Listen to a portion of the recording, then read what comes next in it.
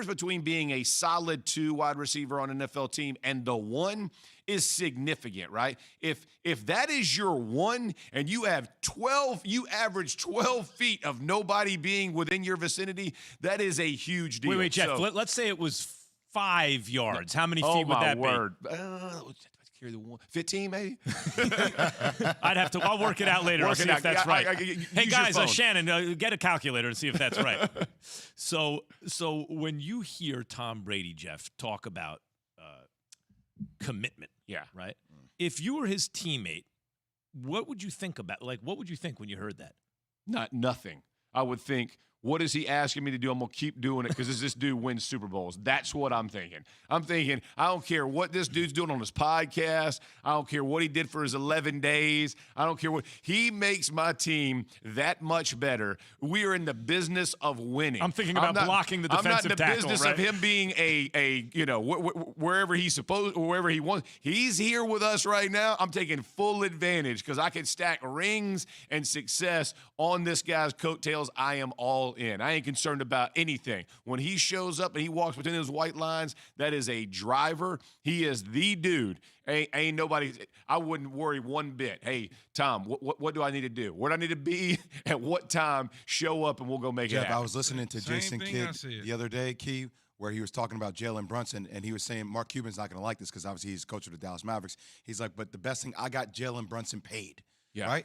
Tom Brady gets people paid. Amen. So, I'm not worried, Tom. Whatever issues you have in your personal life, you got to take care of that. But I know what time it is when we step our foot across that line when we're on this field. It's time for me to get paid. And, I think people don't realize, we all got stuff going on, right? Like when you're in a locker room, listen, I don't care how old you are. A 22-year-old walking in the locker room, he's got issues. We all got issues. So we all have things that we're all dealing with. When we hit that locker room, it is like everything else vanishes. And I don't care if you're a professional athlete, when you walk in the building, it is a different mindset. You ain't thinking about what he's got going on, what I got going. I'm telling you, it is something different. And when you get collectively that many people that fine focused on one result-oriented action, which is that game, everything else goes away. And then when he leaves, whatever else comes back in his life. But again, Jay ain't worried about it. Key ain't worried about it. I ain't worried about it. Wait, you mean to tell me if the defensive tackle is coming to get him, you're not thinking, I wonder if Tom has enough time for his kid. Is he happy?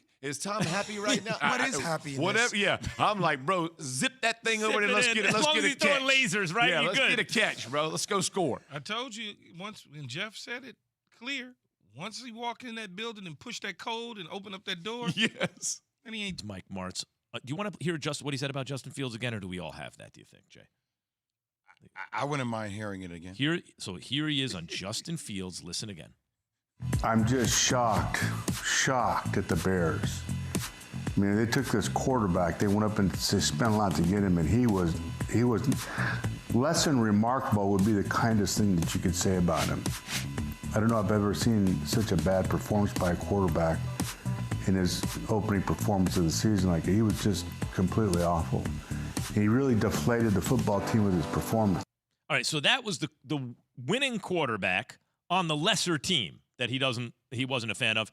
Here he is on the losing quarterback on the better team, Trey Lance. I know this, he can only go up. He can only get better because you can't get any worse than what he did today. I've never liked him. I still don't like him. I don't know.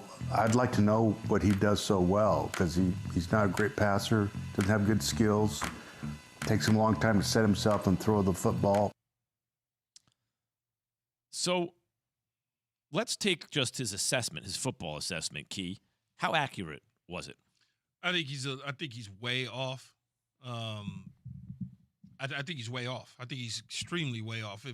First of all, you can make the excuse that they were playing in a monsoon in the sloppy conditions, and not just them, the entire team. Both sides, the Chicago Bears and the San Francisco 49ers, were playing in weather that was not going to allow them to be as successful as they should have been if it was a different environment and circumstances. And then in terms of the skill set, look, everybody likes their quarterbacks a different way. And we have this conversation about quarterbacks all the time, okay? Some people like Zach Wilson. Some people don't. Some people like Trey Lance. Some people don't. Some people think Mac Jones is the second coming. Some people don't. And clearly Mike Martz has more answers for everybody, than questions. And so I would think that him being the smartest guy in the room as an ex-offensive coordinator and head coach that was a offensive coordinator of a Super Bowl winning team when Dick Vermeil was the head coach, that, he's got all the answers. He knows all the quarterback plays. So I just don't like how he's trying to shred up some dudes in one game of a start of a season in bad weather conditions. Key, I wrote down the word when I heard him talk about Justin Fields, where he said his performance was deflating for his team. And I got to be honest, I stopped listening after that. Well, they won. That's what I'm saying, and that's my point. His performance was not deflating for their team. It actually elevated their team. That 51-yard touchdown pass in the elements of the rain and that condition is what elevated the team. Bears aren't a talented team. Yeah, that's what I'm saying. So, and look, the thing about Trey Lance maybe planting himself firm to make passes, if that's a critique of the skill set, that's understandable. But when you say things like that, I stop listening to you. It kind of delegitimizes, because it feels like you're not watching the game. You're just giving me a take on what your opinion was before, not watching the game. And another thing, Jay, when it comes to a guy like Trey Lance, I bet you this is the first time in Trey Lance's career that he's ever had to play in such conditions. Because at North Dakota State, they're essentially playing indoors in a bigger gym, right? They're playing indoors in North Dakota. They're not outdoors in the rain, and they're not doing those sort of things. So I'm sure for him, those conditions were new. But Mike Martz is always the smartest guy in the building, in the room, any damn way. He's been that way as long as he's been coaching. He's always the smartest guy in the room, And I think it could be some shade toward the Chicago Bears organization anyway, because they fired him when he was the offensive coordinator. They sent him packing after 1 year. So I'm sure there's some sort of resentment toward that as well. And the greatest show on turf once upon a time was The Offense. And one of the guys, known for, at the forefront of offenses that we see in the NFL now is Shanahan, right? You think he's in some way, because it's not, look, his evaluation is his evaluation. If you look at their QBRs, they're substandard. Both quarterbacks at the moment, they played in bad conditions, and Fields is on a bad team. He's also a second-year starter, doesn't have receivers, doesn't have an offensive line. All that. The whole thing. And Trey Lance is a first-year starter, and okay, on the road, the whole thing. But they were, neither one of those guys were good quarterbacks.